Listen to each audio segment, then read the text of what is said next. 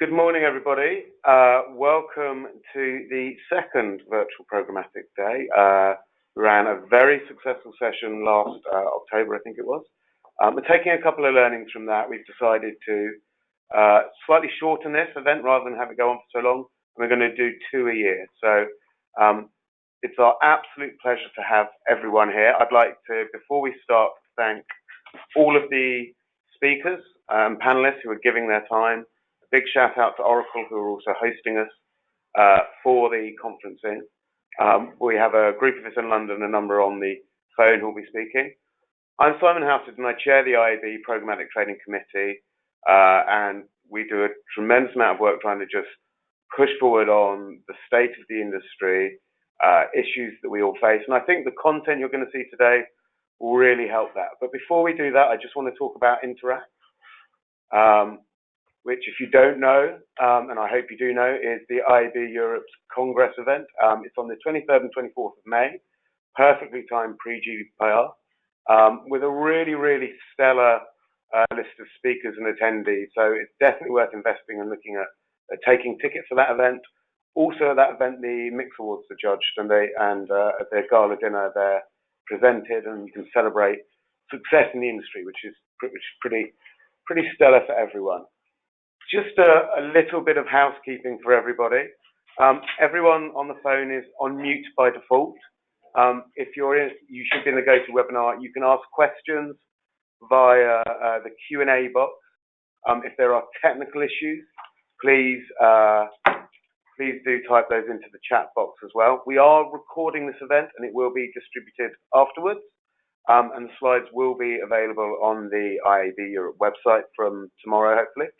As with everything, the beauty of this event is it's free and it's a webinar. That does mean that we're all on connection, so there may be odd bits where speech comes in and out. So please just bear with us as well as any of those pieces happen.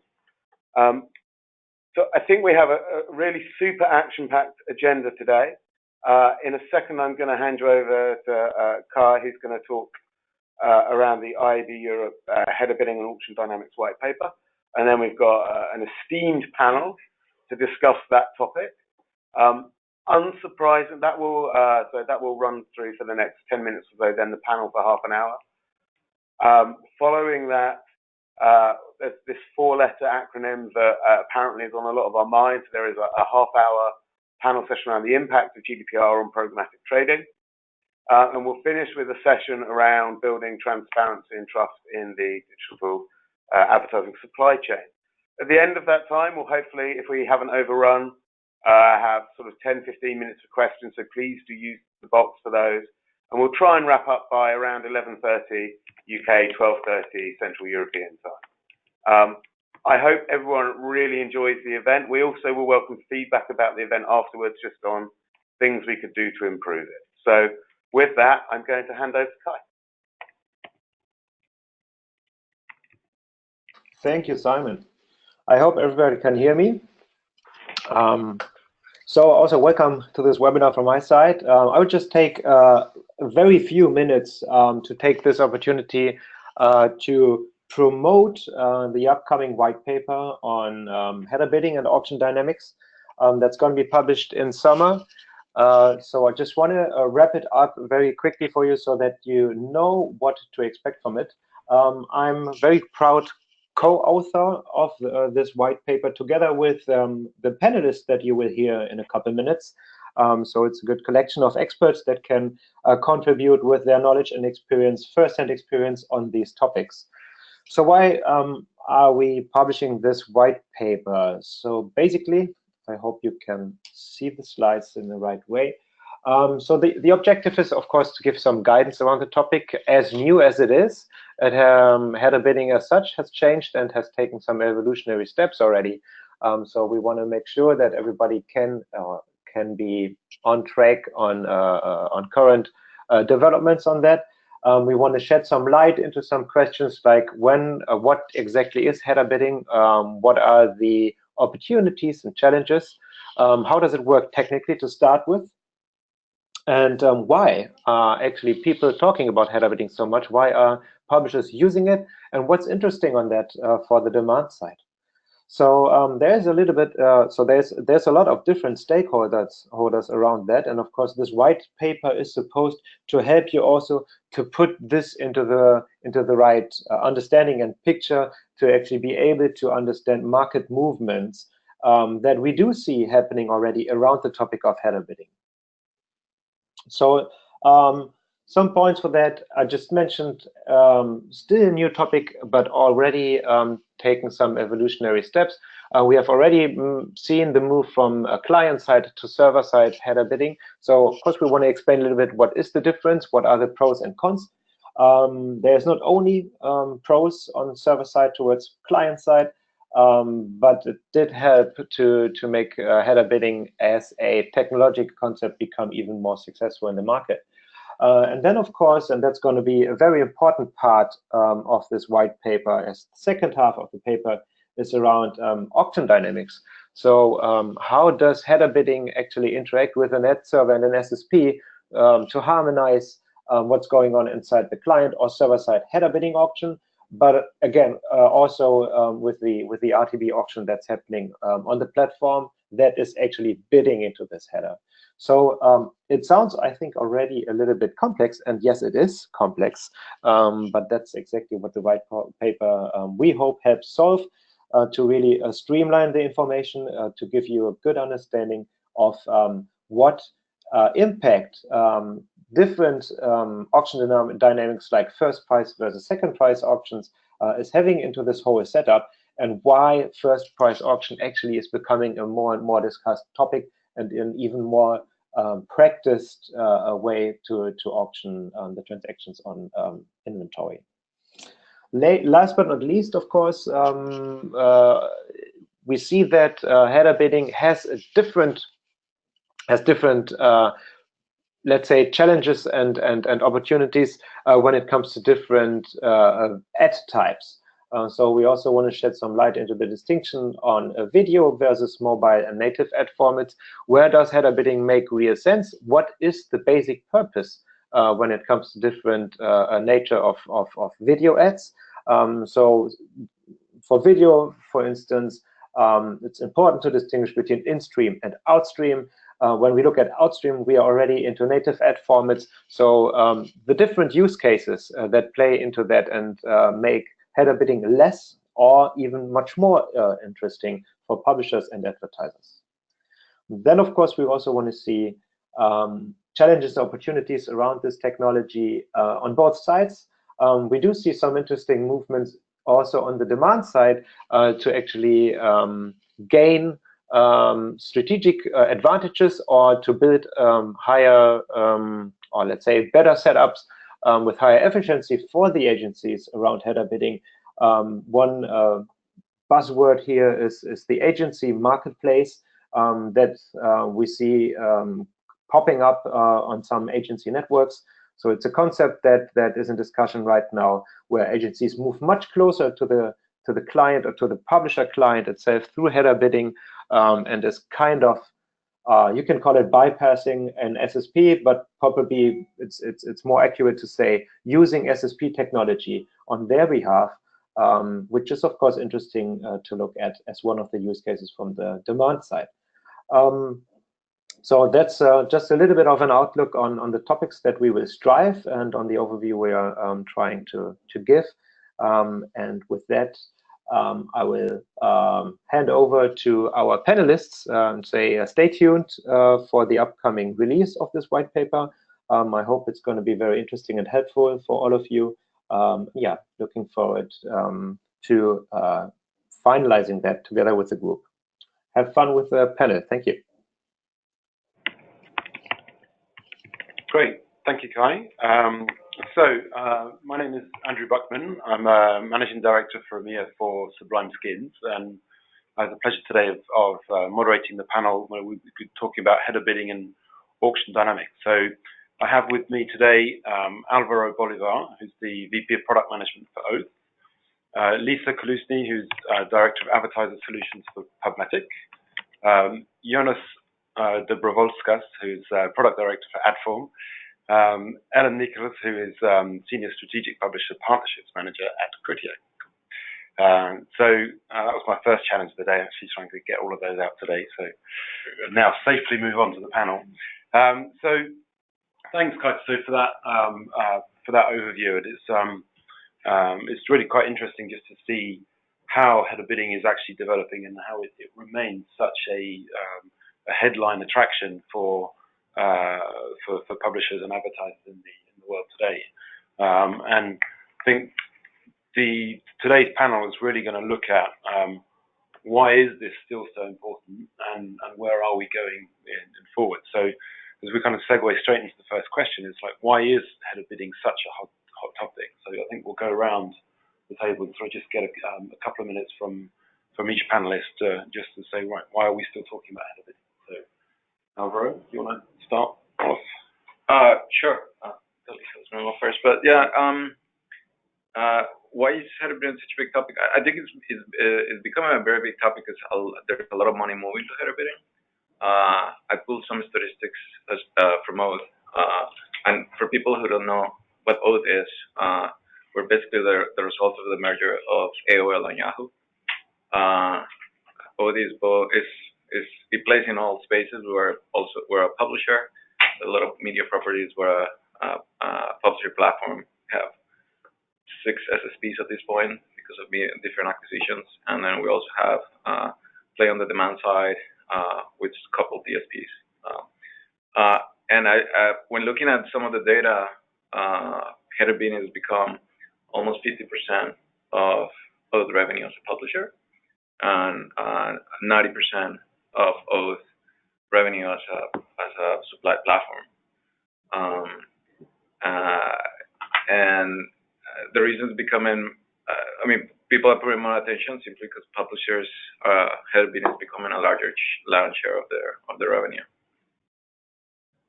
I would say that there was a study done in 2016 by eMarketer for the UK where only about 46% of publishers had even thought about header bidding, and a larger number were like, no way, we're not going to do this. And now looking at it, we see about 95% have adopted header bidding, and the last 5 are kind of in the process of evaluating solutions, and it's just taken over the industry, gotten rid of the waterfall, moved a lot of things and moved a lot of pieces, and has been a hot topic since, I would say, early 2017 in the UK and earlier in the US. Great, thanks, Lisa. Yeah, adding to what has been mentioned, for publishers, it's kind of silent promise to solve all the waterfall issues and improve yield.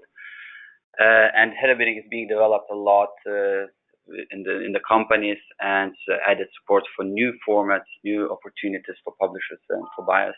And also for buyers, there's a lot of uncertainty. There's a lot of happening still in first price and second price auctions, and they need to understand how it will change the auction dynamics in future. Thank you. Ellen? Okay, so I think when you have a buyer and a seller, it's the best when you have a straightforward tech in the middle with a very clear auction model. A tech that would actually allow you to be very close to a publisher technically, rather than buying through intermediates. I think that's one of the reasons why header bidding literally exploded over the last year, because it should allow the easiest, the most understandable way for publishers to increase their revenue. Great, all right, thank you. So I think we're going to assume as we go through this a certain level of basic understanding of header bidding. And I just want to say to the people on the call, if there are questions that pop up during that and we need to clarify a point that we're talking about, then please post the question up on GoTo Mary Claire or highlight that to us. But one of the things that Kai referred to, which is the second part of the white paper, is the shift from second price auctions to first price auctions. And obviously there's a lot of movement around this at the moment. There's a lot of confusion between the buy side and the sell side as to what actually this means and what the impact is. So Lisa, I know that at Programmatic, I think you've done quite a lot of studies into this. I mean, what's your view on first price and second price auctions? Yeah, so I think that with header bidding becoming such a large impact on publishers, a lot of the SSPs have moved to a first price auction. We moved to a first price auction back in January of this year. And in a true header bidding environment, it's all about price. So in the world that we came from of second price auctions, we all wouldn't win on price, especially if you have multiple bids. And the highest bid would be just, a second price to 201. If you bid like 10 pounds and 2 pounds, you win at 201 and submit that to the auction. In a header bidding environment, somebody else at first price would win that. So we've seen we've done a lot of studies as we've moved to first price auction, and it's interesting because there's DSPs out there who are doing really well and optimizing on the price and kind of using machine learning in that. And then you have other DSPs who are kind of looking at it and trying to understand the mechanics behind it and how that all works. Great, thank you. And Alvaro, I know you had a few points also on the... Yeah, so I think the point that Melissa makes is an important one, which is why ultimately first price is trying to solve the issue of downstream auctions being run at second price and not necessarily the highest bidder wins. There's a second point that I think first price is trying to achieve, which is price transparency. Because at the end of the day, it's clear there is a lot of intermediaries in the current market, and obviously that doesn't benefit buyers or sellers. The less intermediaries there is, the healthier the market is. What we've seen from implementing first price, and this case is Oath as a publisher, specifically for some of the inventory that we control around Microsoft, is that we've seen, let's say, double-digit increases in yield going from second price to first price. But we believe that this is driven because, one, I don't believe that a lot of buyers are ready for first price. So we could say that, SSPs will move to first price, but the reality is there are a lot of, let's say, less sophisticated buyers who are really not ready to bid second price. So there's obviously companies in the middle trying to offer bid shading algorithms to help solve that problem. And ultimately, I just don't believe that those double-digit growth numbers are going to be sustainable. And I think that's kind of one of the drawbacks of this particular data point that I just shared. So yeah. Okay. So do you think? So you've seen some double-digit growth in yields. Do you think that yield then is going to drop back down before it stabilizes? Yeah, I mean, if you look at one of the companies that we bought a few years ago, it was a company in Paris named called LFD, and what they provided was something we call dynamic floor prices, and we did see an average high single-digit improvements in yield by trying to get as close as possible to basically what is equivalent of first price, just by dynamically adjusting floor prices. The opportunity there changes as there is more bid density. I think one of the issues that header bidding causes that a lot of people overlook is there is diminishing bid density across the different participants, because ultimately buyers are having to bid on that inventory across 6, 7, 8 different exchanges, and they're basically bidding for the same inventory. So I just don't believe that as there is less intermediaries as this industry move towards first price, I actually believe ads.txt is also going to have an impact on this, because the different sales channels right now are going to get clearer and clearer, and bid density is going to increase. And in theory, first price should yield more money. I just don't think there's going to be double digit. Okay. Yeah. So that's kind of counterintuitive then, what you're saying from my point of view, that if the whole point of, well, one of the aspects of header bidding was that it's bringing more buyers in parallel. So you'd have thought that would actually increase bidder density, but are you saying that because we're spreading them across multiple SSPs, that's actually reducing it? Yeah. I don't know. Maybe Jonas can speak from a buyer perspective in the sense that you have, or you Criteo, who's actually seeing the same inventory, I don't know, 5, 6, 7 times, maybe more. Let's say in video, sometimes 100. Who knows? I think that behavior is definitely going to change there's not going to be much incentive for people to bid in many places. They're going to, because of supply path optimization, they're going to find where the real source of the inventory is, and bid density is going to increase. So I believe we are coming to the biggest challenge that the buy side has, which is how to find the right price. Before header bidding, there was single auction that if won, the second price was paid. Now we see a lot more requests coming from the same auction, but there is actually no indication, or only few companies that use this indication that this is the transaction ID, this is the auction that you are participating in, and this creates a possibility for buyer to bid actually on the same auction via multiple partners, and then just affect its own price. So it doesn't help to find the right price because it seems that there is someone bidding higher, and in many cases it's the same DSP bidding higher than the other bid. Mentioned there is initiative in IAB to provide transaction ID and final decision identification, but it's not adopted yet. So I believe the buy side and sell side needs to adopt that even further in order to increase and bring some value. Yeah, and on the buy side, there are different solutions how to solve this. One is just to indicate or get that indication and allow buyers to choose if they want to bid on the first price auction or the second price auction. And the other is algorithmic optimizations that try to detect that. Of course, it needs some investment, a lot of investment, but it's possible. Ellen, maybe you want to add up something in this topic? Yeah, so a mixture of first and second price auctions are a little nightmare for, I think, for a lot of buyers to try and solve. It's not very clear in which auction dynamics each SSP participates in. So I don't think it's only Criteo, but a lot of other buyers out there are just trying to figure it out, and quite a lot of publishers don't have a full understanding over it. So what we have noticed, actually over the last 12 months, we have seen a huge increase in first price auctions. When we compare the sort of beginning of 2017, we had only about 50% of the auctions, or 50% share of voice of the auctions being first price.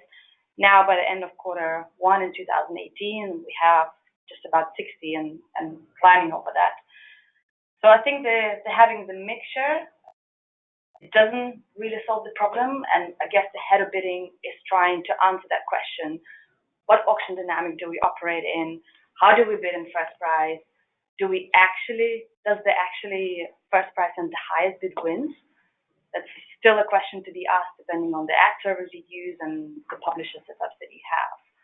And I couldn't agree more with Alvaro and Jonas with side-by-side bidding. It causes huge questions on our side. Do we really bid on the same inventory?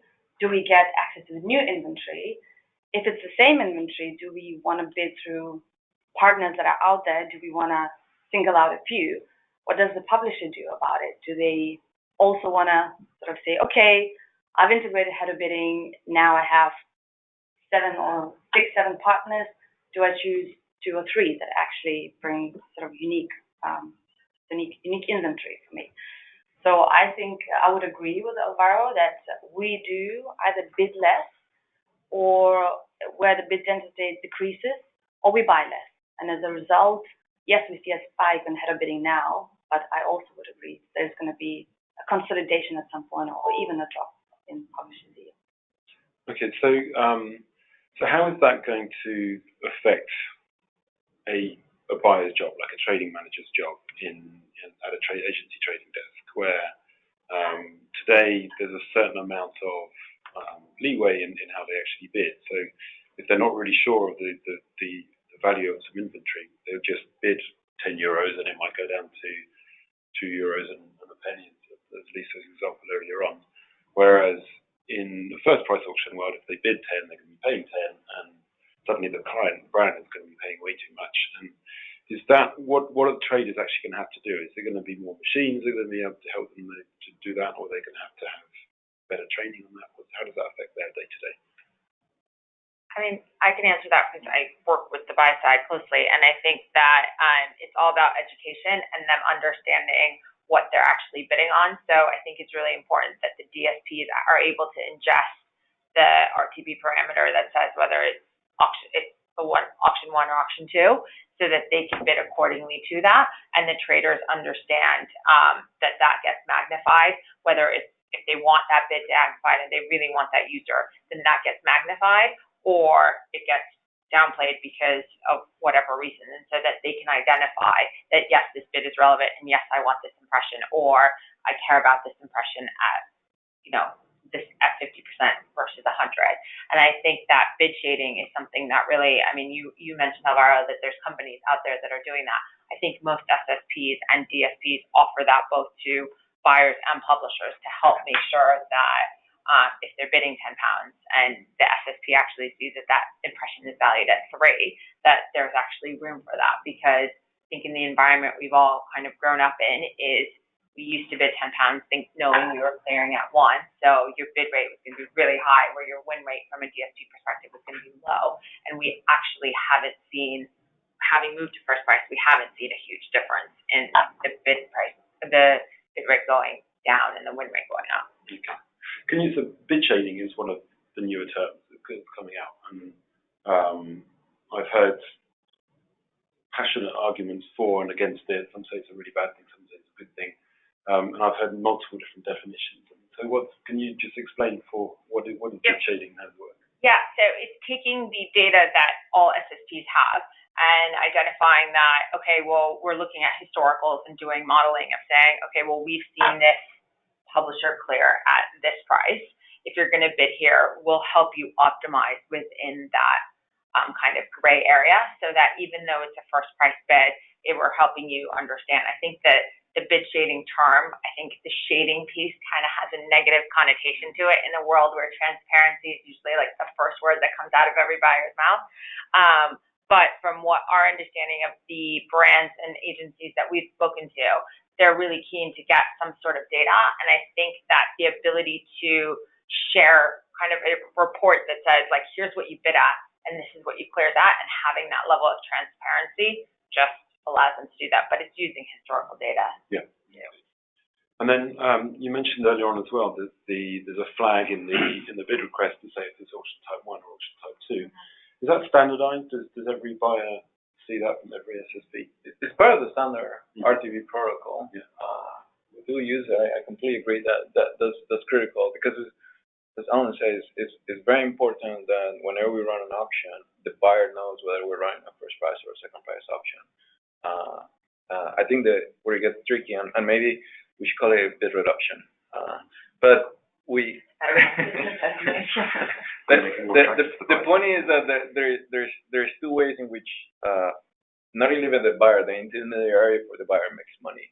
It could be a transparent fee, so an agency charges a margin, and there's no need to do some bid shading, and every impression has a nominal value for a buyer because they deliver on some sort of return on ad spend.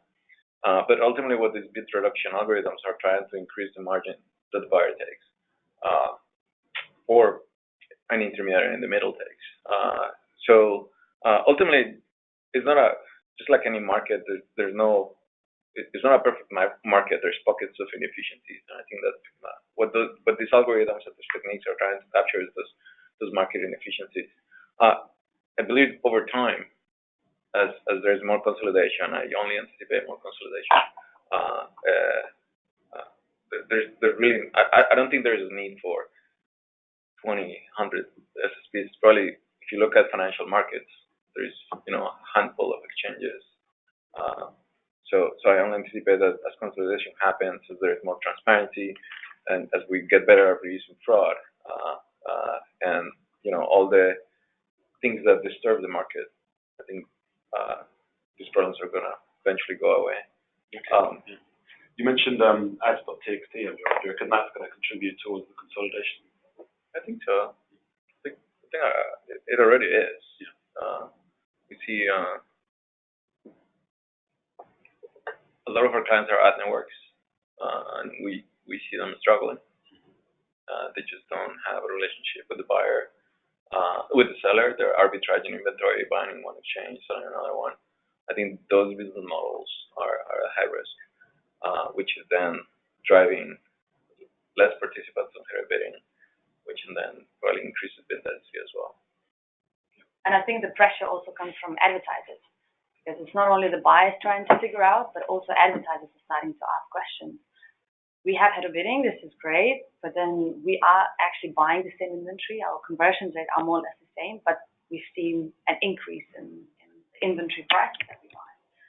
So the advertisers will put a pressure on their partners they're working with, and then it's partners' jobs to try and figure out how to work as directly as you can possibly can, I guess, with the publisher, give them a technology and say, hey, we're offering you the advertisers' budgets, but let's make it fair on both sides. Otherwise, it's just that header bidding word, I guess, it's just not going to last for too long. I think on the publisher side, publishers are getting smarter, a lot smarter.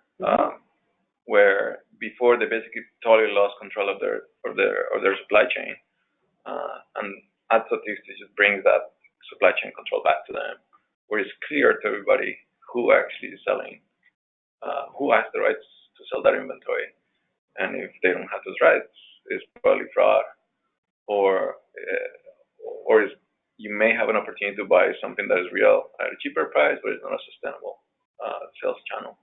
I think it's funny, Yahoo.com was probably one of the most arbitrage domains ever, and we made the decision that we're gonna have a very, very limited sets of sales channels to distribute that inventory, and prices are going up. As a publisher, we're capturing more money for the same inventory. So I think if publishers really need to take control of their inventory, I think that eventually it has an impact on header bidding for sure. I think that both sides of the ecosystem are looking to really understand programmatic auction dynamics, header bidding, and that it's no longer just a brand going to an agency being like, buy what you can programmatically, here's like £100,000. I think now they're like, okay, I want to see everything. I want to actually be able to track that dollar to start from here at the brand level and then end it up with the publisher. I mean, I think the biggest example was The Guardian actually taking control and saying, we're going to run this ourselves and see what we decide or what we see. And I think that things like ads.tech have definitely gotten rid of the long tail inventory that comes from the channel partners who are arbitraging that. And I think that the industry overall is just getting smarter and trying to understand, and our job as kind of an SSP or a DSP or just a tech platform is sitting that's in the middle is just to help educate. Yeah, so it's sort of coming back why header bidding is a hot topic is we have a technology. Let us buy and sell in the easiest possible way without questions of the auction dynamics or where the money goes to.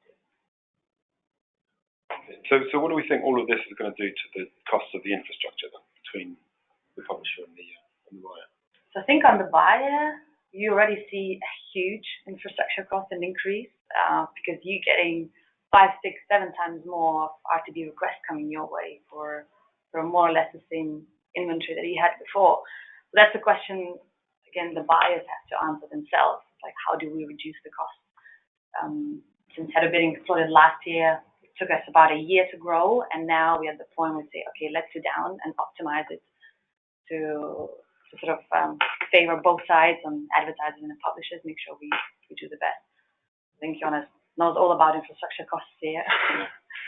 Yeah, so the header bidding really exploded the amount of requests, volumes of requests on the buy side, but also on the sell side. So if on the waterfall, SSPs have received only part of the traffic in the header bidding, they received 100%, and that 100% even multiplies on the buy side. So the web throttling mechanism on the sell side, now the buy side had to implement these just to lower the cost of handling those tons of requests. So yeah, the cost is there, and I guess it hit all the DSPs before it hit the first price hit and affected the buying itself. Not everything is though the black and gray and bad. There's a lot of benefits that the first price and the header bidding brings to the buy side and to the sell side. So transparency is one thing Var already mentioned, and good that the AdTXT is mentioned here, because in the header bidding world, the AdTXT plays a huge role. It allows to understand the buy side, where is the shortest path, how to optimize the buying of inventory, of specific inventory. Of course, buyers should be specific, they're very cautious when buying inventory that originates from header bidding.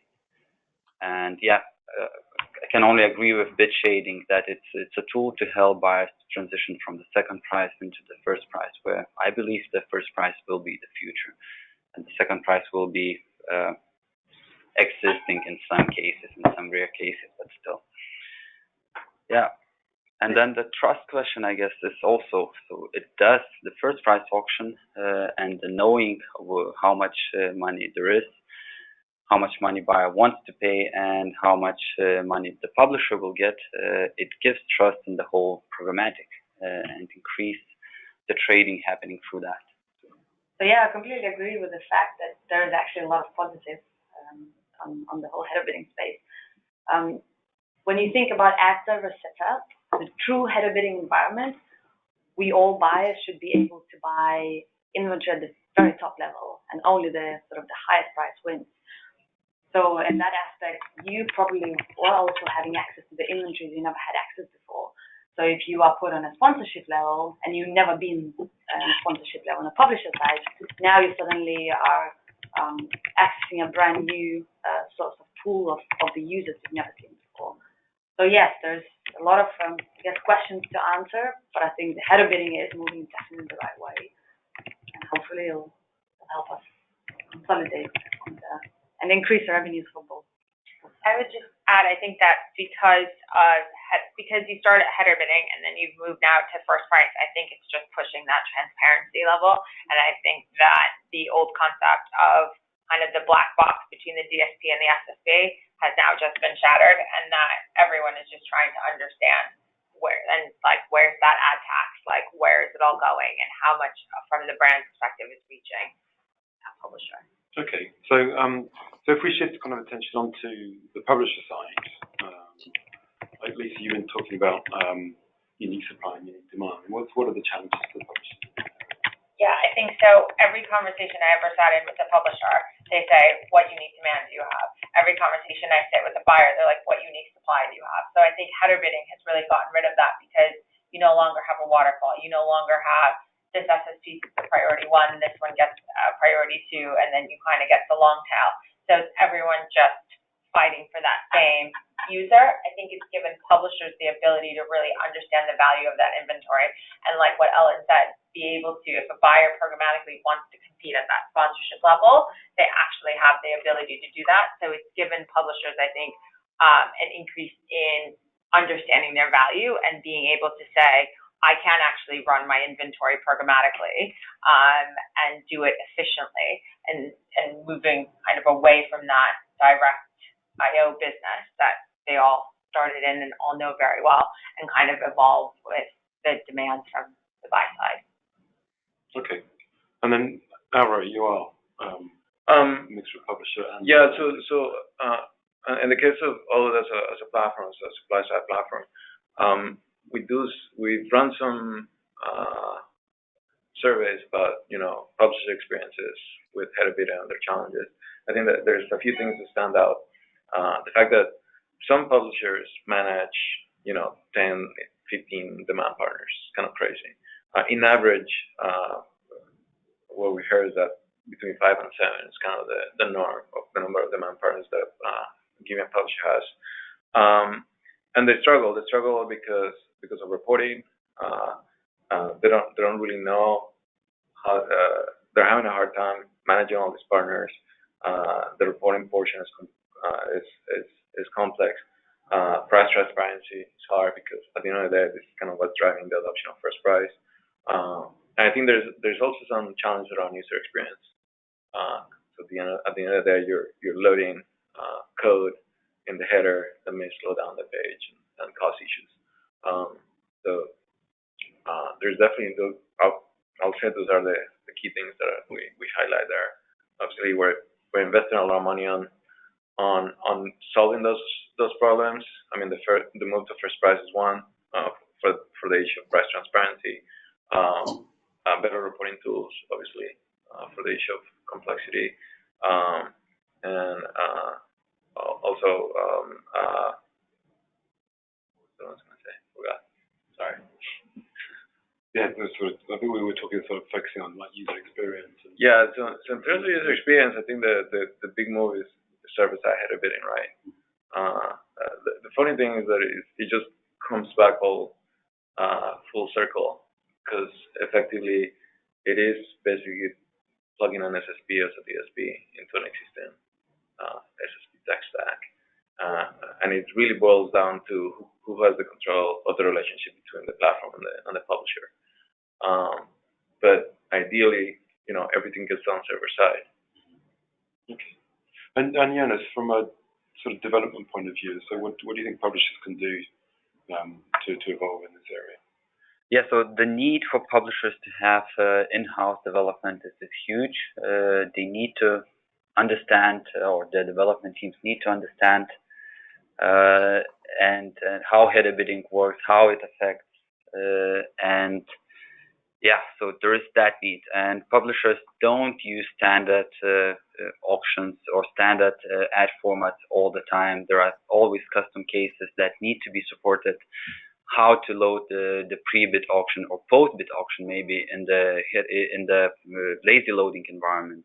How to support native ads. How to do that for video. And there are a lot of questions that publishers need to answer, and maybe even simplify the setups on the websites, on the apps, in order to onboard the header bidding. And then the next part is the ad server setup, which for traditional ad servers is quite cumbersome, because you need to set up a lot of line items, or sacrifice on the granularity of pricing if you want to put the good auction. Modern ad servers do support the connectors and can provide the import of these line items set up. So yeah, Ellen. Yeah, I think I completely agree. I think what has slightly changed within the publishers world now, suddenly the ad ops operation team almost became one of the most important ones within the header bidding world. So they have, they really need to understand their ad server setup, and they really need to know how to run, as Jonas said, the line items, and how to have a full control over their ad server. So I would say that header bidding overall gave huge control for publishers, because now they have a tool where they can use however they like. They can put buyers in whichever priorities within the ad server. They can allow them to have the top access to the inventory. So I think it's a huge opportunity, and publishers should take the most of it. So I would say, if the integration started about a year ago, now it's time to sit down and run through optimizations and look at each bidder and find the optimal ways to have an integration for each of the buyer within their wrappers. Okay, thank you. So we've got 3 or 4 minutes left, and really let's kind of use these just to look at where is header bidding going. First of all, Aaron, what's the impact on the mobile environment, and what are the upcoming trends in your opinion? Well, mobile is interesting, and maybe I can speak a little bit about also video, because I mean the adoption of header bidding and video has been very, very small, but I think it basically has to do with the fact that in video, technically speaking, there is already a header bidding like solutions through the player, and the fact that publishers and networks and supply side platforms leverage VPA wrappers to basically call downstream options. So I'm unsure about the value of header bidding on video, to be honest. As it pertains to mobile, I think it's interesting because mobile, I mean, both legacy and on mobile is really the acquisition of Millennial Media. And as many people probably know, Millennial Media was as a traditional mediation and network. And I think a lot of the SDKs out there behave that way. With a traditional mediation and network space, but there's no price transparency. We just released basically what is header bidding for mobile app we call super option. I don't care. It's a funny name, but whatever. But it's really trying to bring the same benefits of header bidding into mobile, which I think is a big benefit. So, and it needs to be built into the SDK. Okay, thank you. Lisa, what do you think we're going with header bidding? Yeah, I think that DSPs are obviously getting smarter and identifying ways that they can value each impression and understand whether if the buyer's running or the publisher's running a first price auction or a second price auction, or if it's a first price upstream auction. So just to make things more complicated, and being able to, in their UIs, just allow the buyer to bid accordingly, and whether it's multiplying the bid or decreasing the bid. And I think that really machine learning is huge here, and bid shading is going to kind of help push buyers to feeling more comfortable and understand that transparency. Okay, thank you. Jonas? Looking at the adoption of the header bidding, I believe the server-side header bidding will be used more and more as a unified way for different channels, different formats, and different types of inventory, as it can be supporting anything: video, mobile, native, AMP, desktop, display, in-app, etc. So I believe the adoption of server-side will be huge in future. Looking more into future, maybe the server-side header bidding could be directly integrated into ad server, as now it's on the web still, or into the SDK. And then the question is about standalone SSPs and the value they provide to the publisher and to the DSP by giving that access to inventories. That's not answered. We'll see what happens with that. Sure. Helen, would you like the last word on this? To wrap up, yeah. Sure. So I think there's two things that are within header bidding now, and probably going to be even more and more important moving forward. So as the rest of the team mentioned here, it's definitely mobile. So yes, there is a mobile web header bidding is already there. However, we still need to answer questions such as Google Ads, how header bidding is going to work there, as well as in-app. It's the same sort of environment where the user experience is in sort of the forefront. So we need to ask questions and have answers there. And I think the key is definitely going to be transparency, more and more transparent. So technology is moving forward, and you would want to work with buyers who give you 100% transparency, such as Criteo and a few of us here. So publishers need to understand what do we get and what do we give in return.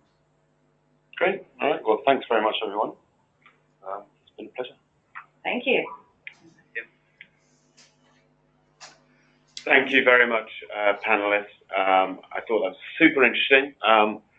Obviously, lots of developments still to come in the space, and interesting to see who wins out in the first versus second price debate. So we're going to move on to our next panel topic. I'm going to hand you over to my dear friend Michelle, who's going to moderate this panel and introduce you to all the wonderful guests. So over to you, Michelle. Thanks, Simon. I want to say I'm very happy to be moderating this panel. We're going to be talking about the impact of GDPR on programmatic trading. And for all who don't know, GDPR goes into full effect and becomes law across Europe in 35.5 days. So this really should be on everybody's radar. If you're in this industry, we know it relies very heavily on data-driven advertising. You need to be prepared, and you should be well into your preparations already to avoid those fines, which, as a reminder, are the greater of 20 million euro or 4% of your global turnover. So we're going to start off with going through each of our panels. We'll give an intro to each panelist, and then from there we'll go to the questions. So first we've got Charlie Glynn. Charlie is the head of programmatic for Havas Media Group. He oversees the trading, planning, and programmatic supply management for the UK. Charlie was the third employee at Afterperf, which was Havas's Media Group's trading desk. And he's been responsible for developing programmatic innovation and best practice in the UK and other international markets. Before joining the world of programmatic, Charlie worked at Morgan Stanley Investment Bank and holds a BSc from London School of Economics. Next, we have Andrew Buckman, who was just moderating the previous panel. He's a managing director, EMEA at Sublime Skins. He joined the high-impact, non-intrusive digital advertising solution Sublime Skins in May of 2017. and he has 20 years experience in ad tech, search, startup creations, and turnaround management in e-commerce. Next, we have Julia Shulman. She's the VP Chief Privacy Counsel. She leads AppNexus's privacy compliance work globally. In this capacity, she represents AppNexus as a member of the board of the Network Advertising Initiative and in certain IAB working groups, including as chair of the steering group for IAB Europe's Transparency and Consent Framework. Julia joined AppNexus in May of 2014, and before leading privacy was a lead attorney for commercial and product matters for AppNexus's Publisher Technology Group, leading digital engagement on some of their most strategic initiatives on the integration of many AppNexus's acquisitions, including Open AdStream and Yildex. Next is Miriam Burke Navis. She is the Director of Technical Operations for Europe at SpotX. She heads up the technical operations team in Europe, overseeing that team, providing local technical support and consultancy to both supply and buy sides. She has been with SpotX for 3 years and will celebrate her 10 years presence in the ad tech market this year. In her experience, both on the business side and on the technology side of the ad tech market, she's passionate about bridging the gap between both worlds. Currently, she's responsible for managing SpotX privacy activities with regards to GDPR as the Data Protection Coordinator. And last but not least, we've got Chris Hartzauker. He is the Public Privacy Officer at IAB Europe. At the end of 2016, Chris was involved in launching IAB Europe's GDPR implementation group, which brings together many of the leading minds in privacy at online advertising companies. He has been managing various subgroups on important topics for the ad tech industry, including the working group which spawned the Transparency and Consent Framework. And quickly, before we start on these questions, I just want to say one thing with GDPR I've noticed, and I think it's pretty great, is that everyone across the industry is coming together and working with IAB Europe to put out a lot of preparatory work on what needs to be done to be ready for this regulation, such as compliancy primers on consent. So if you haven't seen these already, please go to the IAB website to check out these documents and see how it can help you. And with that, let's kick off our first question. So first one, Charlie, maybe you can take this one. What are the areas of programmatic trading that GDPR will most affect? Yeah, thanks, Michelle. So I think from an agency's perspective, one of the biggest areas that we're going to see affected is our scale in third-party audience data. It's one of those things that obviously a lot of providers haven't been able to be completely forthcoming about what their impact is going to be. And understandably, there's still quite a lot that still needs to be worked out. But I think that's where we'll see a big impact. Now there's a risk there that I know in terms of being compliant, those data providers will make sure that that's done, and therefore the scale will be impacted. But from our perspective, we need to make sure that we mitigate any business risk as well in terms of our campaign planning. So I think one of the other areas we'll see is that our campaign plans are going to have a greater requirement to be a lot more flexible. There's a lot of talk about there being greater dependency on contextual targeting, which I think is going to be one of our levers as we see that scale change. But I think, to be brutally honest, I think a lot of our performance clients, they especially know that targeting will always be flexible and vary due to the supply and demand that we see in the out there. So I think as long as the principal outlines are followed, then that should be mitigated, but that contextual might play a bigger part. Another area that I think will be quite interesting is just generally what's changing in the entire landscape in programmatic, whether that's more businesses consolidating, more partnerships. We've seen some businesses completely pivot their offering to make sure that they're heading towards a more compliant way of offering something to the industry. But you have seen some, like the likes of Jawbridge, that have just completely exited from the European market. So I think there's advantages and disadvantages. I think we'll see partners, we'll have a smaller number of partners to potentially work with, but we know that they're going to be running a tighter ship. But as a result of that, there may be a reduction in some of that competition, and hopefully that doesn't impact and affect too many of the new entries into the market at the point that they can't because of all of the regulations. But at least the assumption is that everybody in the market will have their data fully in order. Thanks, Charlie. Julia, do you want to add anything? Sure. Yeah, I think Charlie was speaking obviously mainly from the buy side, and I think from the supply side, I think what we're seeing with our clients is they are putting much greater scrutiny into just the demand generally that's coming to their page. So I think we're going to see publishers cutting down on the number of programmatic partners they use to even sell their supply. So they'll be controlling the actual vendors that get access to their page and get access to their user data downstream, kind of coming from the other direction as Charlie's thinking about it. And I think there's going to just be a lot greater scrutiny into all of the vendors in that supply chain. So they're going to be looking even at advertisers and the vendors that they're using, because they're not going to want thousands of vendors contributing to the actual demand that comes to their pages. Nice. And Miriam, anything to add as well? So I fully agree with Julia, and that's what we're seeing as well at SpotX, is that with the programmatic nature, it opened up a lot of additional buyers for publishers. However, because the ask of transparency within GDPR is high, it's very important for publishers to take ownership of their inventory again and take ownership of their data, and hence with that be more in control of which demand partners they are going to allow access onto their platform.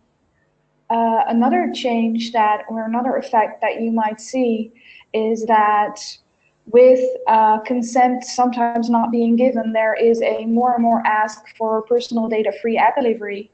And the way programmatic is built up right now is that the data needs to flow out through the entire chain to the demand partner, because that's where the targeting and the frequency capping is happening. And if you look at the PII free ad delivery, because it has to go throughout that chain, that process gets way more complicated. Yeah, that sounds actually a bit scary, because if the data doesn't get to that buy side, I mean, that's where the value is in all of this. But I mean, for the next question, moving on to that, I mean, what opportunities then can we see from the GDPR? Miriam? So I think that the first opportunity is, like we've had many opportunities in the past, is to again grow ourselves as a mature and professional, reliable business branch. So because we have to revamp ourselves and think about transparency, we're putting the power back at the data subject, which, to be honest, we've neglected throughout our developments. So I think that's a very powerful thing that we need to take on heads on.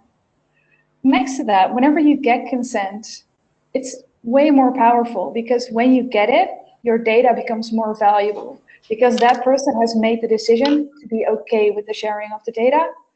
And maybe next to that, but I think these are future steps, is if we work on the consent, are we also able to work on communicating with the data subject and what they would like to see to get rid of potential data assumptions that we have been making so far, but really basing it on what the data subject wants. And great. Go ahead. Nope, sorry, go ahead. No, it's, I think also, and I think it was also mentioned in the previous parts, I think this is also, how strange it may sound, a great thing for brand safety, because we're removing and we're being more transparent about the chain, lowering the hops and the bots and the robots jumping the ad calls throughout a lot of systems. Oh, great. Thanks, Miriam. Charlie, do you have anything to add on this, on opportunities? Yeah, I think I definitely second that about the brand safety opportunities, and I think actually that consent as well about the user opting in is definitely a very powerful one, because the whole point of programmatic really is the idea that we can deliver more personalized advertising that's relevant to the user. So anything that can help, that's always a good thing. I think opportunities can also be seen, well, it kind of depends on who you are as well, because it's a great opportunity for all vendors to showcase their resource and skills and the proactivity. But you see people like the likes of Google that are using this as an opportunity for them to obviously get their house in order. But a result of that is withdrawing the capability to integrate with third-party ad servers and tracking, which is going to have quite a big impact on people that aren't using the Google stack. So that's putting quite a bit of pressure on But it's I guess that's a commercial opportunity that some vendors are seeing. But that's always going to be a positive thing if it means that publishers are then looking at how they can properly use their first party data in the right way, because that's going to be a big opportunity. For us as an agency, those close relationships with our publishers and our partners is going to be more important than ever, and making sure that people that we work with have got everything sorted, and if anything, meaning that everyone's going to have a greater understanding about the methodology and the technology that is being used amongst all of their programmatic campaigns, and also the publishers realizing how their data is being used. I think that's always going to be a good thing. Thanks, Charlie. Andrew, anything to add on this, on opportunities for GDPR? Yeah, sure. So I think what I'm going to say is a little bit Care Bear and fluffy unicorn, but it's really all about perception as well. So this is a real opportunity for us as an industry to show that we do actually respect consumer privacy, and that the more transparent we are, the more we can actually foster brand loyalty, because we can build better relationships, not just with the consumers, but then also within each member of this of the different sector and companies that work together. So yeah, it's about improving the perception of the industry as a whole. So I think that's definitely not a fluffy unicorn. I think that's a very valid point, and which makes GDPR a very powerful thing in a good way. Thanks, everyone. So I think the next three questions, we're going to focus on the IAB Europe's Transparency and Consent Framework. This was released, I believe, a couple of weeks back through IAB Europe with the help of the IAB Tech Lab. And it's a way to help just give that transparency of what's happening across the chain and where the consent comes. So to that note, we'll say that the IAB Europe Transparency and Consent Framework helps website operators to become GDPR ready. What other areas does this help with? Julia?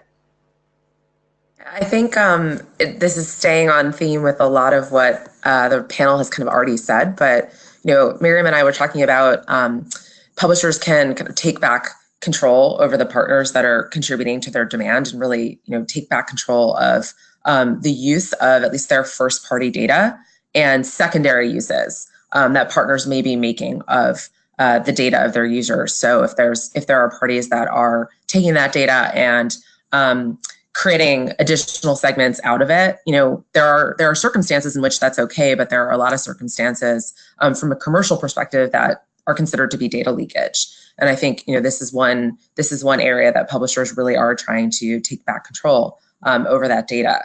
I think another one that we've talked about is building trust with their users. There's never been a good way for publishers to actually provide dynamic transparency into the demand and the vendors that are actually helping that demand access a publisher's page. So users will show up on that site and actually be able to, in real time, if they want to, look into the vendors that are getting access to their data and how they're actually using that, and make real choices about how that data is being used. So I think those are two of the really big things that publishers are going to be able to use this framework for.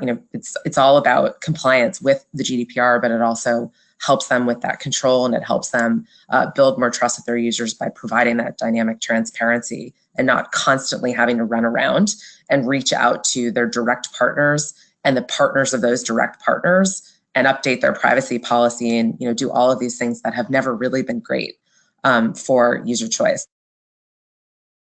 Nice, thanks, Julia. Charlie, anything to add?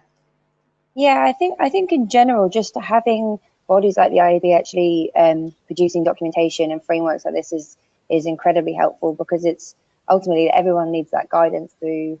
Let's be honest, it's quite a time of disruption at the moment, and everyone's looking for that kind of direction. So having something and opening it up as a framework which is open to feedback, I think, is crucial, because everyone's got their different interpretations. I think they themselves have been quite clear that the way that come May 25th, the way that things are going to be enforced is very much going to be how many kind of people get in touch about breaches, and so that's still going to be a bit of a test and learn. So I think that's definitely a very good way of opening up and getting more people talking, like this panel, about this in the industry.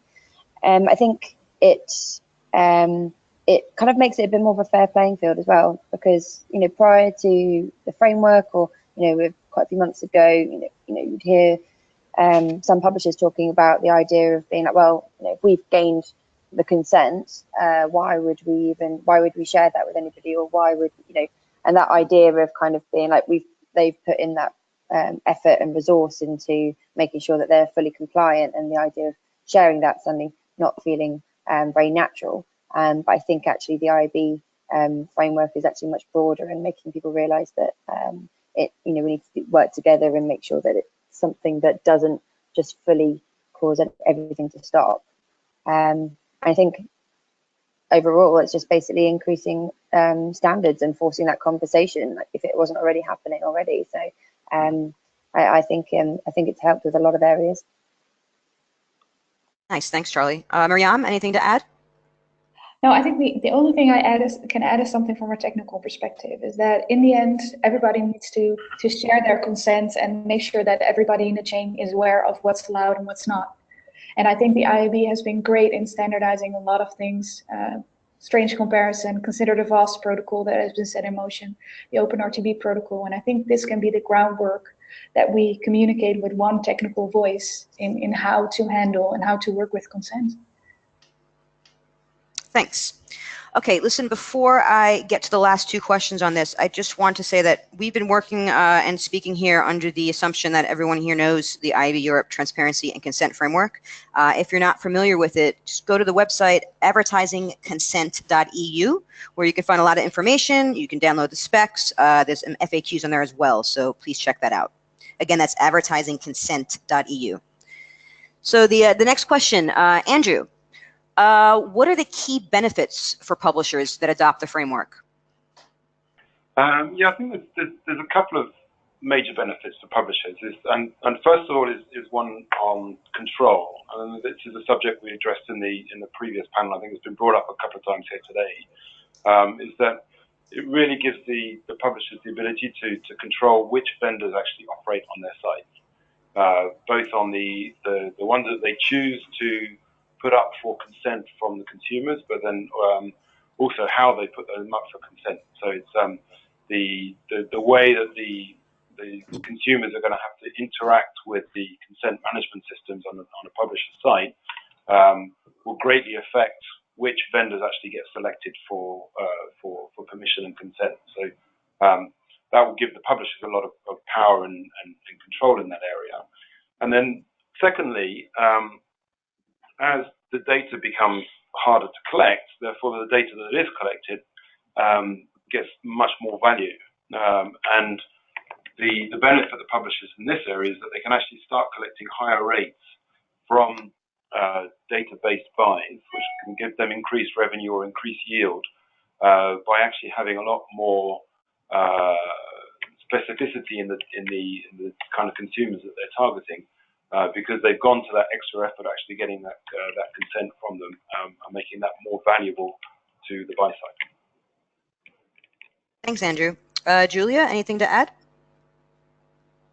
Yeah, I think, I mean, I would kind of go back to what Miriam said before, in that it's, from a technical perspective, this is one technical voice that the entire industry can use to talk to each other about vendors that have been approved by a publisher. And so the buy side can actually understand, whether or not their vendors are allowed to show up on page or not. And it also provides one technical voice for these publishers to pull in all of these disclosures that they need to make to their users about vendors, because we're all operating using different technical protocols and different methods for doing this.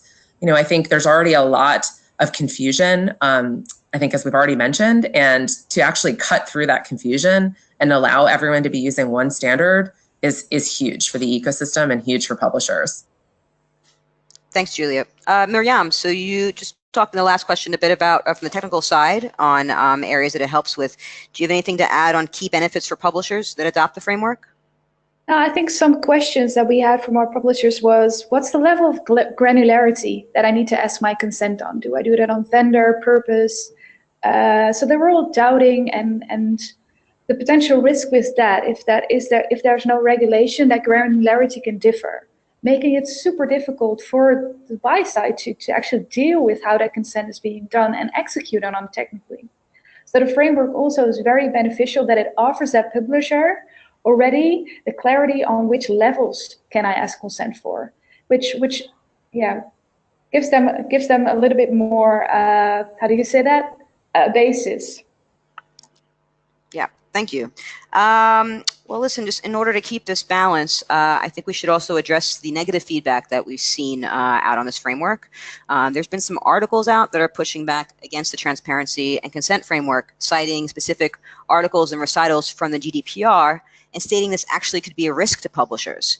So, Chris, maybe you could start. What's your position on this and advice to publishers that would help ease any of their worries?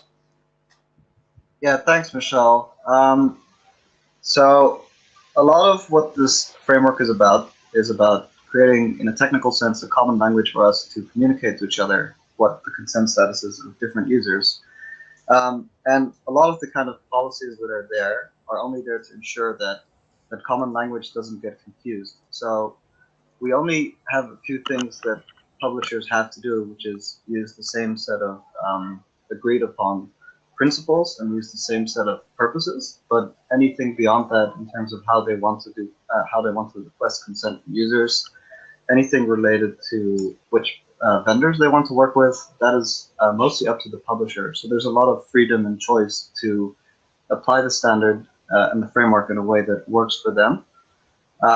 And a lot of the criticisms we get are about implementations that they foresee happening, but are not dictated by us at all. One of the biggest things we hear is that this puts a lot of pressure on publishers. And in terms of liability, that's not something that our framework pushes on purpose. It's just the way that the law is written. Publishers are in the best place to have a direct interface to the user. They're the only ones who can effectively communicate on all of the information that they need to know about the data processing that goes on. So that's kind of where we sit on that, is what I would say. Andrew, anything to add on this? Yeah, so firstly, I think it's kind of normal to get these sort of conflicting point of views or negative point of views in this kind of area, because it's such a fluid area. There's still so much interpretation that's going on and so much uncertainty into what is actually going to be happening post May 25th. And we've seen that some publishers are concerned about legal liability if some of their vendors have got non-compliance. So in respect to that, it's really important to know that the framework doesn't change the rules on liability, which are actually defined by the law. But the framework does actually increase accountability by allowing the publisher to signal relevant information to its technology vendors. So these signals create an audit trail that provides available evidence for identifying non-compliance and responsibility, which kind of protects the publisher in this area. And then also one of the concerns that was raised is that publishers want to leverage the privileged relationship they have with their audiences. So the way the framework was designed to give publishers the complete freedom to define the UI on their sites means that they can actually create their own CMPs or enlist a commercial CMP, consent management platform. So the framework isn't prescriptive, in relation to the look and feel and ownership of the UI, which was one of the initial concerns, and I've read a couple of articles about that. Thanks, Andrew. Julia, anything to add on this?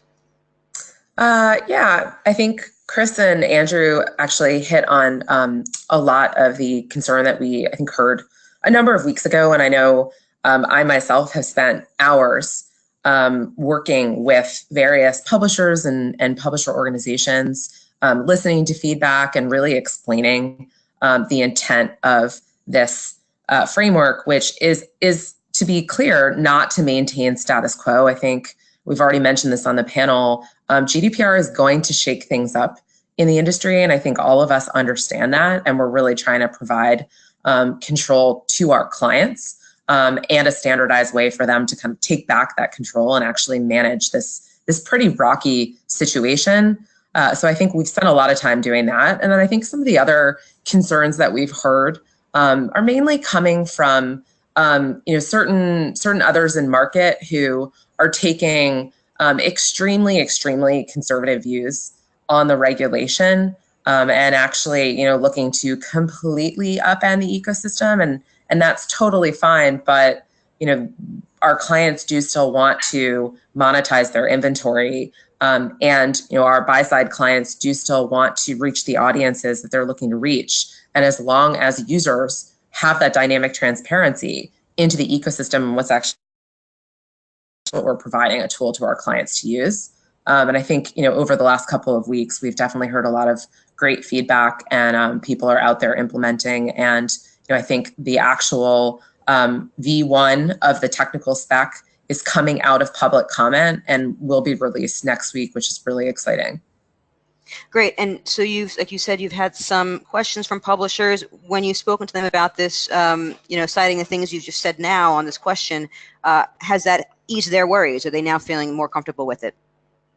That is what we're hearing. I think there was a lot of time spent ensuring that material issues were addressed in V1 of the framework. And I think the other thing to mention is, again, there's a lot of interpretation out there. There's still a lot of work for all of us in the ecosystem to do. And we're going to be working with regulators over time. We're going to be working with users.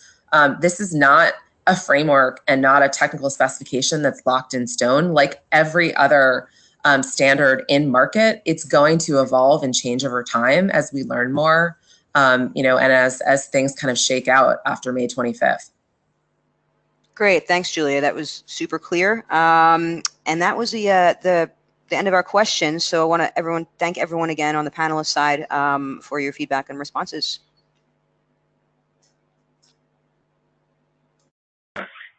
Excuse me. Thank you very much again. Super interesting panel. 31 days, I think you said, which just terrified me ever so slightly. But I think you can see the great work that IAB and IAB Tech Labs have done, and a number of companies have contributed to create the framework. I think that offers a really good, clear path forward for actors in the industry. And the only thing I would ever add in this topic is that our industry frequently goes through these cycle of changes and frequently comes out the side and grows and is stronger. So let's not all cry ourselves to sleep. With that, I'm going to hand over to Ina, who is going to, I hope I said that right, who is going to talk about building trust and transparency in the digital supply chain, and then we'll move on to a panel. Thank you very much, Simon. I would like to take a couple of minutes to sum up the IAB Europe Transparency Guide before introducing my esteemed panel.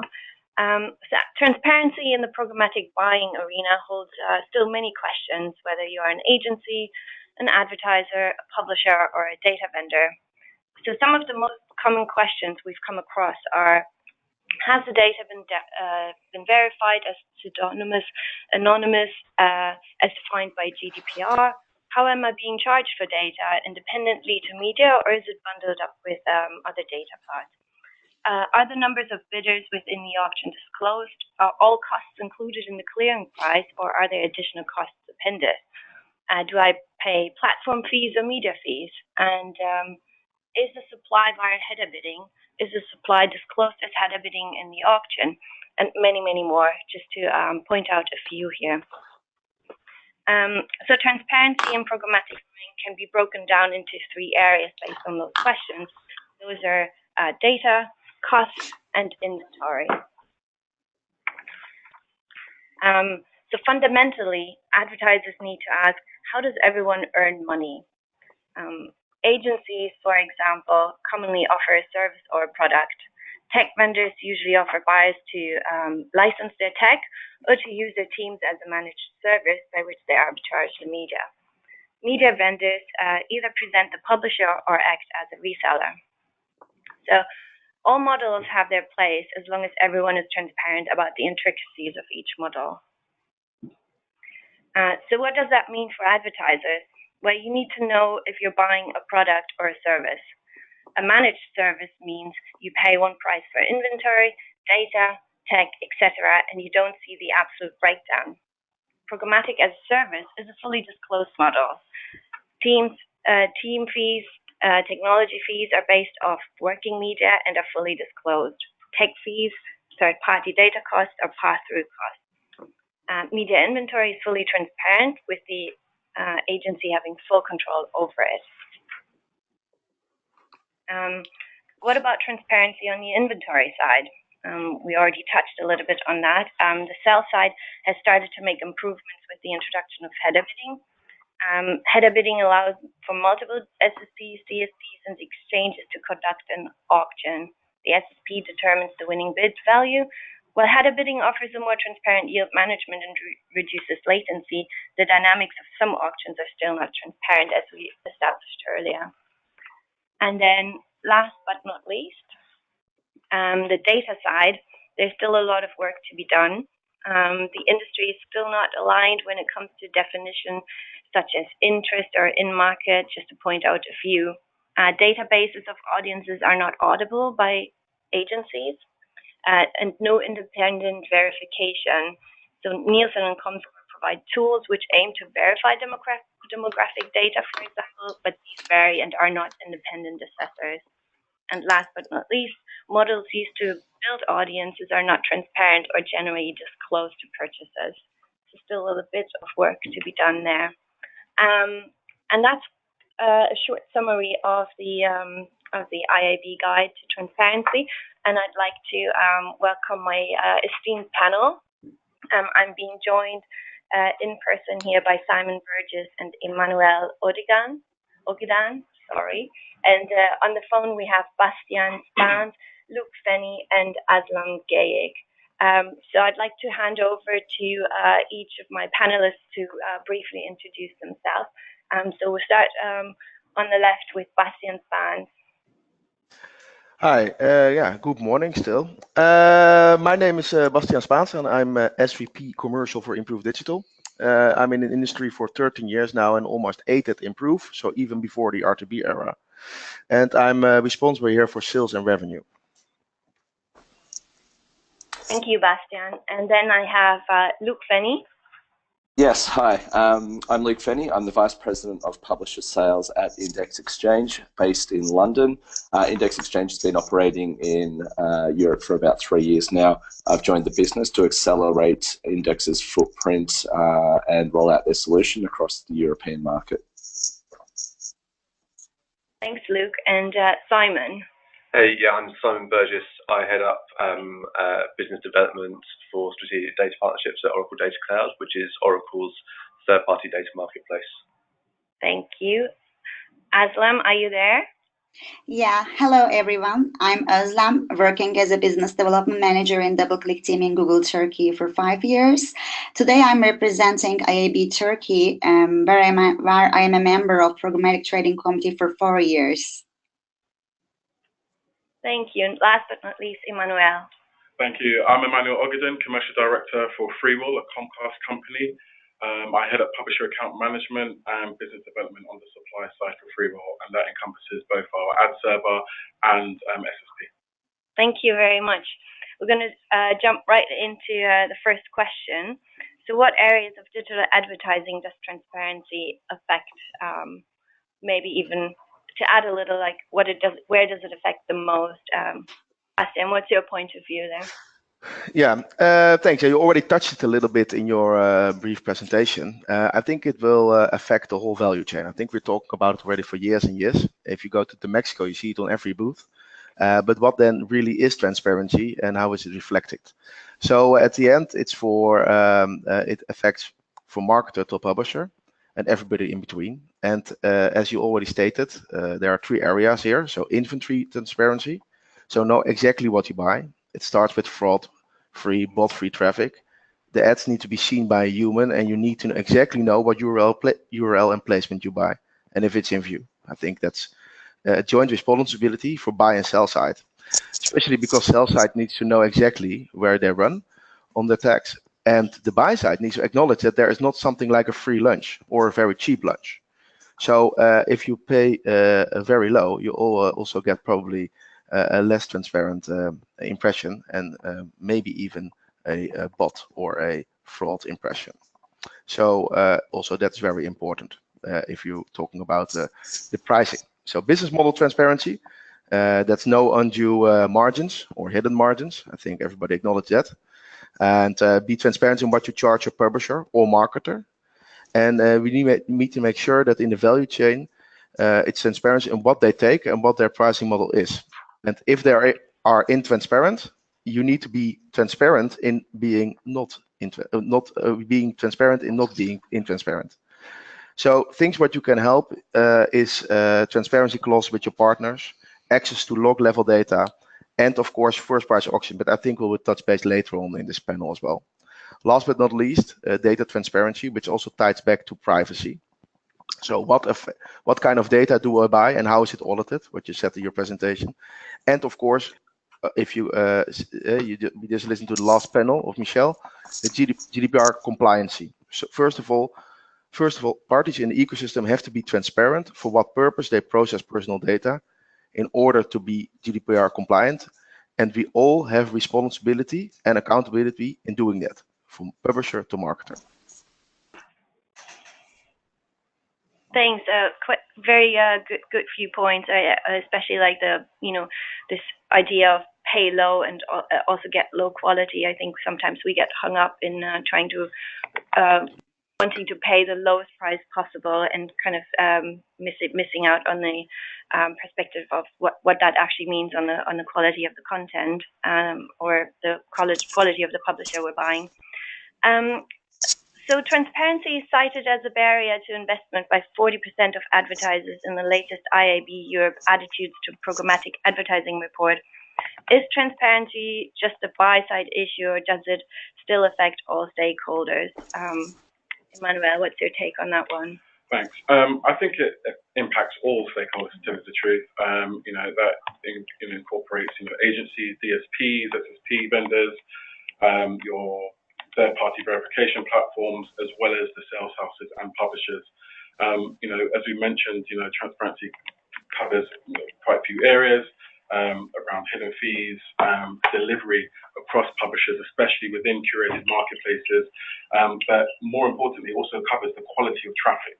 Now, we work in an ecosystem where there are multiple third-party vendors when it comes to looking at the quality of traffic, and to some extent there isn't consistency in terms of the data that's provided back by one of these vendors in terms of who they work with. So you end up with scenarios where sometimes the data a publisher may see or an SSP vendor may see doesn't actually match up with what the buyer side sees, and that creates all kinds of problems, especially from a post-campaign analysis report. So to some degree, we in the industry need an element of unification across all of these vendors, whether it's a case of bundling up vendors together across all sources, so that the level of transparency that we see remains the same across all entities, and ultimately that will result in less chargebacks. We're now in an era where DSPs are charging back or creating chargebacks to platforms based upon the data they found. And I think unless we work together in order to basically ensure that the data is matched across all entities, we will continue to see this element of chargeback. And I think that's, to some degree, one of the main barriers when it comes to additional investment from advertisers. I think as well, key thing around this is making sure that there's sufficient measures of performance and that there's measures of efficacy around how both inventory and data are performing for buyers. Because if we can make sure that there's better levels of measurement, better levels of understanding of how both data and media is working, it's going to provide all stakeholders with more assurances that they should be investing in Programmatic. Yeah, I completely agree on the consistency of how we're measuring on all sides of the supply chain. Digital advertising is at a turning point, with half of European display ad revenue now traded programmatically. how can stakeholders ensure transparency in the programmatic supply chain, especially regarding the latest initiative of the ads.txt? I think that's something maybe Luke, you want to comment on.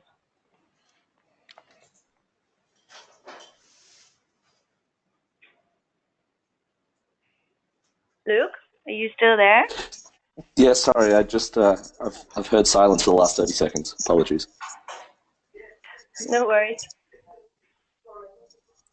I missed the question if there was one. Sorry. Okay. Yeah, I'll repeat the question, not to worry.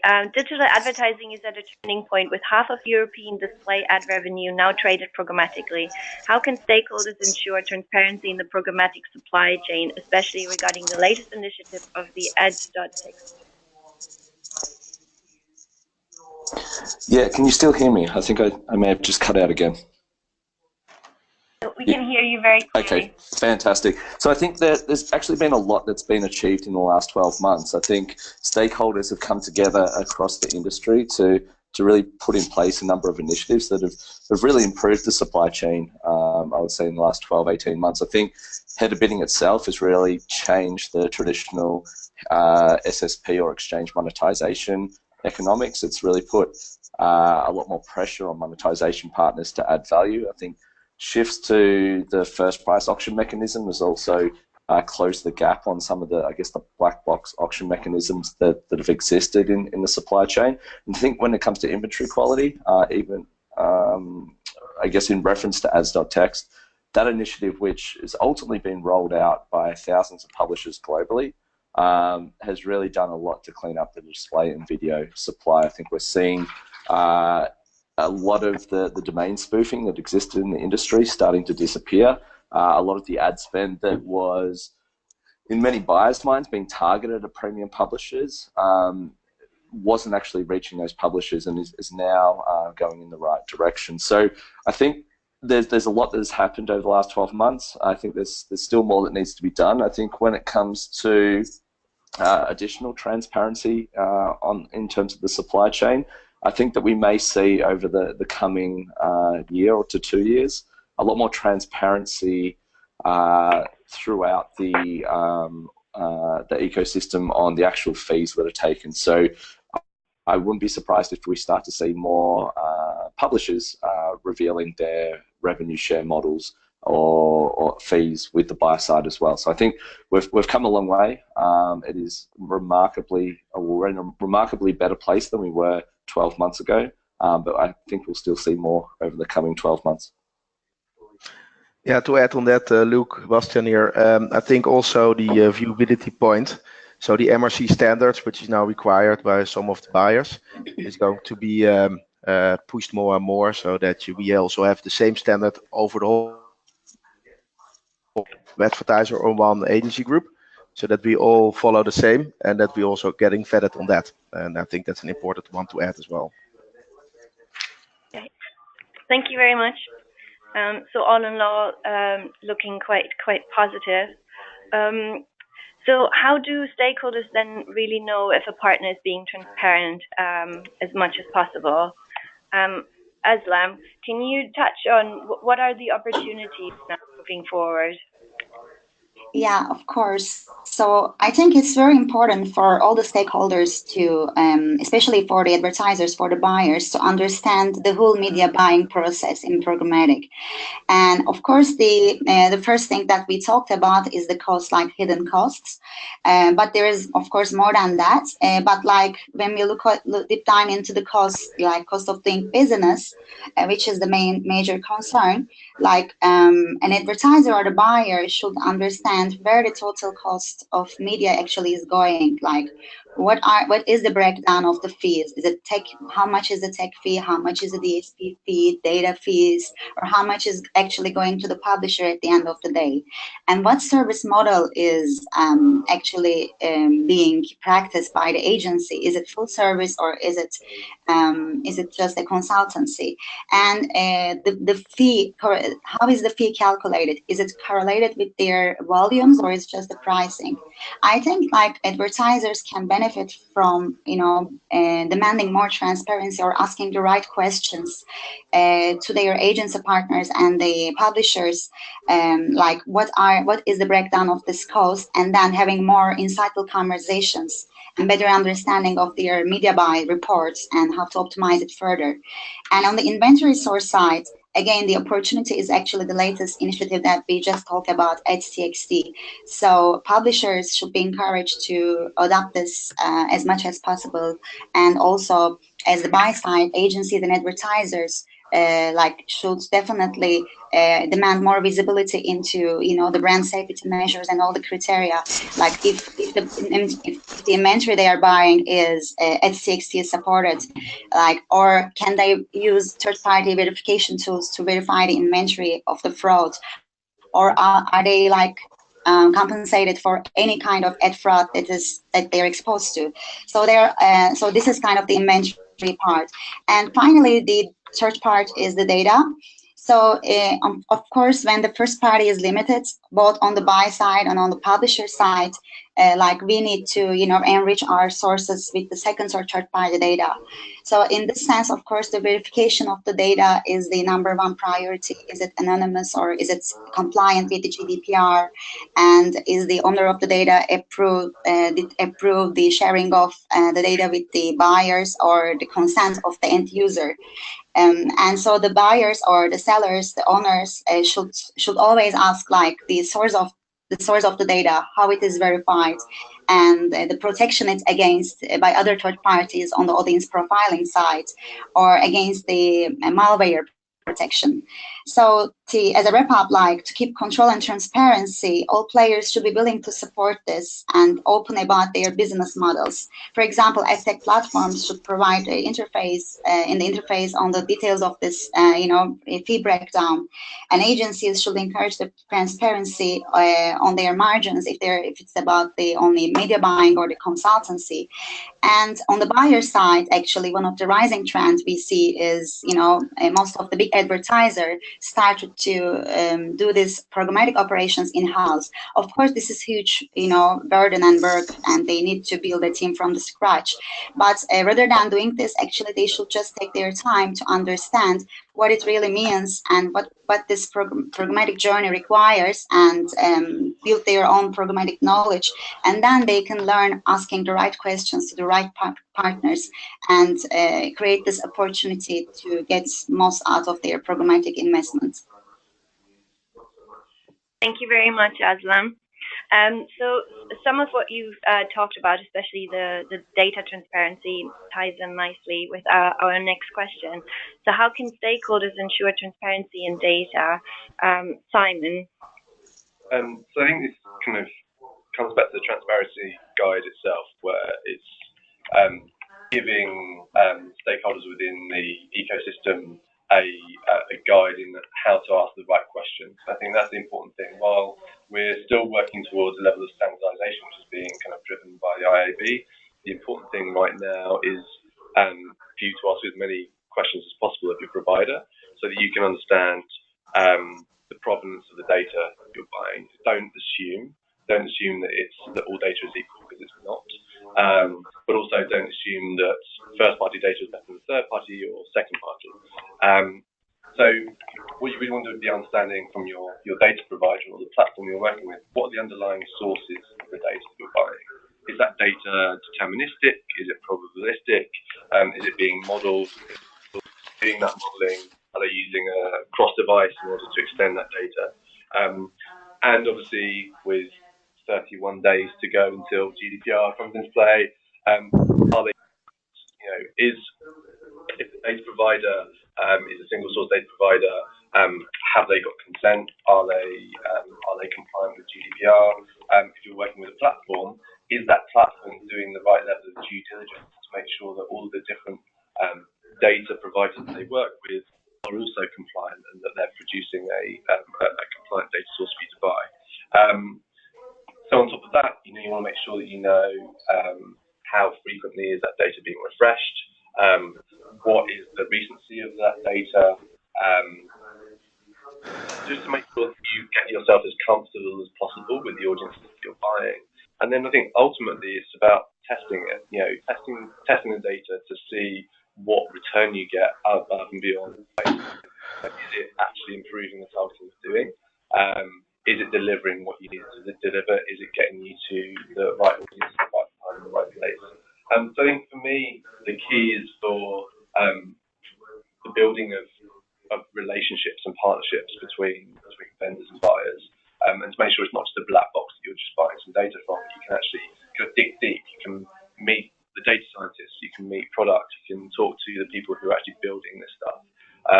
And really kind of, the transparency piece is just about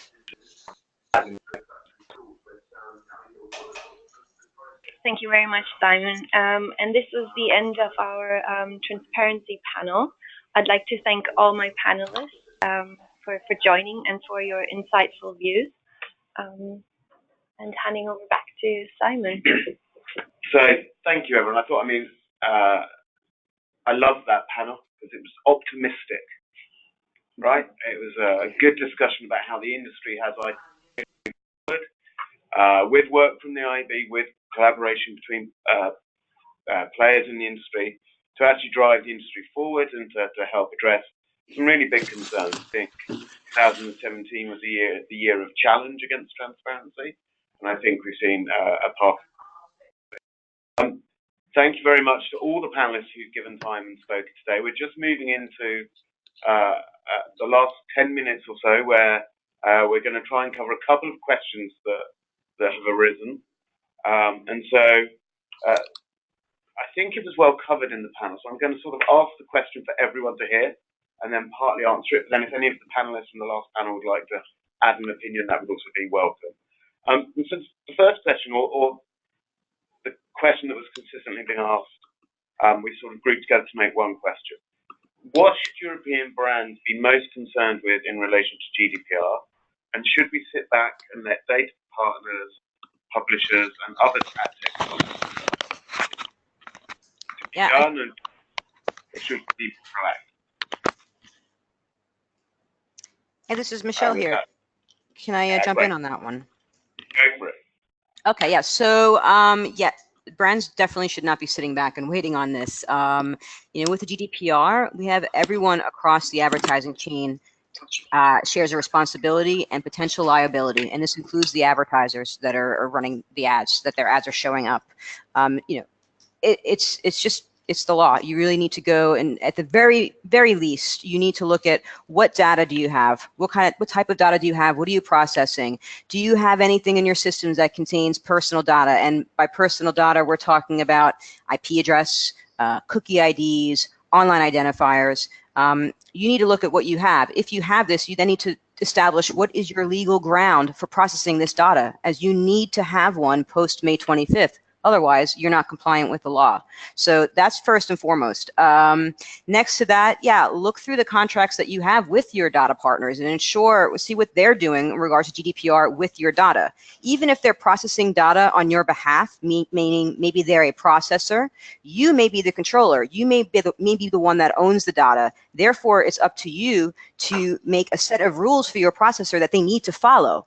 If you don't do this, then again, you're not going to be compliant. And you can even think of this on just very small, like everyday examples. If you're an advertiser, maybe you have your website pixeled so you can create some targeting across a sales funnel. Maybe your media agency has pixeled your website so they can create a sales funnel. Are you getting consent from the user to use this, to make this type of targeting? You need consent. You need, or some legal basis, a legal ground to be able to retarget this user, or so to speak, process that data, because it is personal data. I think, first of all, fantastic answer. Thanks, Michelle. There's a point that I think we sometimes lose in programmatic advertising in general, which is a point I think everywhere. GDPR is not an advertising law. It is a global law about data protection. So everybody, from schools to hospitals to trade bodies, have to have a position on GDPR, right? They have to have, as Michelle said, you have to have an appropriate way to manage, treat, cleanse, and allow people to respond and inquire about their data. So sitting back isn't an option at all. And that's why there are great resources around how this impacts the programmatic industry and the advertising industry overall. The challenge, I think, for everyone remains. It's also in flux still, and we should be honest about that, right? People are still forming positions. They are still evolving. But there is no ostrich approach available here. Putting your head in the sand and hoping that it will go away won't cut it, right? It won't cut it when it comes to a regulator. Each country will have a lead, I think they're called DPOs, I can never remember exactly, who will be charged with actually enforcing the law, right, with companies in that space. I'm sure most people will have had letters from their banks or insurance companies about the data that they're held and processed. Or your newsletters in your inbox. All data needs to be verified and managed within the GDPR lens. So sitting back isn't an option. I think Simon, who has a great name, so of course he made a great point, made the great point also about pushing for any advertiser or buyer or anyone in this, ask the question of who you're working with. Has this data been collected GDPR compliantly? And what is the status of our relationship with a controller, a processor, a co-controller, a joint controller? It's hard and complex and will give some headaches, but it is work that everyone needs to do. We also got a follow-up question that partially relates to this, which is how we deal with and it's partly related to transparency, but I think has a GDPR lens as well. How do we deal with local market differences or requirements around transparency and around GDPR? So I will try and kick off the GDPR piece and then pass it out again to people. From a GDPR, it's an EU level law, but there will be interpretation in each market about how it is enforced and managed. And that's where you'll need to work with your governmental agency to understand, or the government will have a position about how it's going to enforce the law. So there will be some variance in the approach taken, but as individuals and companies in the space, we all have to make certain that we're making as many steps to compliance as we can, and we're comfortable with where we sit on a risk profile against that. When it comes to transparency, I'm going to push that out a little bit to people in the room or panelists who are still on the phone from earlier. The only thing I would always say is we all have to comply with the law as a start point. So if there are legal local market things like loi sapin in France, as an example, of course we have to comply and adapt that within the process we work with. But there are different levels of transparency and expectation in market, and I don't know if anyone else would like to. Simon, can I just add one more thing on the GDPR part on that question? Go for it. Yeah, okay, so just in regards to the local markets, if you're a company that's operating in multiple member states, in multiple markets, you may think, well, wait, if every local market is going to be having different set of rules, how are we going to comply differently in every single market? Under the GDPR, there's an option to create something called a one-stop shop. And this is something that would be set up through your, likely you'd be using your data protection officer that you should have hired. If you need to hire one, please check the GDPR to see if you're required to hire one. But basically you would speak with a data protection authority in the location of where your headquarters is in the EU. So wherever your HQ is, you then would speak to that DPA about setting up this one-stop shop. And it's the responsibility of that government authority, the DPA, to ensure that your rollout of compliance on GDPR is spread out across the member states. You don't have to deal with every DPA in every different country. Thanks. Thanks, Michelle. I don't know if anyone would like to add anything on just on the point about different transparency in local market. Again, I think people need to comply to both market standards that exist, but also the market expectation and judge appropriately. While I'm giving people a second to think if they want to chime in and add anything, Alison, are there any further questions that have come up? No, that's it. Simon's coming in. So I think one thing that we see when we operate across multiple markets, not necessarily around having to comply with transparency or different levels of transparency to different markets. I think it's more about what's the expectation of transparency from both the buy side and the sell side. So different markets are at different levels of maturity and have different expectations of what they think that they should be seeing in terms of, okay, for example, when we're talking about data, what's the source of the data, where's the data coming from? But I think ultimately as we move forward to a more kind of transparent landscape, and we kind of move through past May 25th, everyone's going to be wanting to kind of understand that, and everyone's going to be wanting us as service providers to be as transparent as possible and open and honest. And I think that's just the way. It's far best to operate in that way than to try and be, different levels of opaqueness in different markets you work in. And I think moving on from data, but almost to inventory transparency, I think ad-stock text, I think, has been a genuinely incredibly strong thing for the whole industry. It's worth remembering it's only the first version, really, of that as a protocol, and its beauty is its simplicity, because everyone could implement it relatively quickly. I saw some stats this morning that said, I think it was the UK, it might have been Europe, was at 70% adoption across the top 1,000 publishers. I mean, that's really significant from ad-stock text, and I think that is helping route money to the publishers and to the end users and making a more direct relationship. And in most cases, most people will want to have that direct relationship. So there are opportunities for different models, and we saw that in this presentation. And it's fine to work in a different model or approach or a different level of transparency, as long as you're transparent about the model you're working to. Right? That there is nothing wrong with an undisclosed model. That can be a perfectly valid approach for a buyer or an advertiser or a company to operate in. It's making certain that you, as the buyer, as the money flow, are making an informed choice about how you're working with a partner and the model they operate within.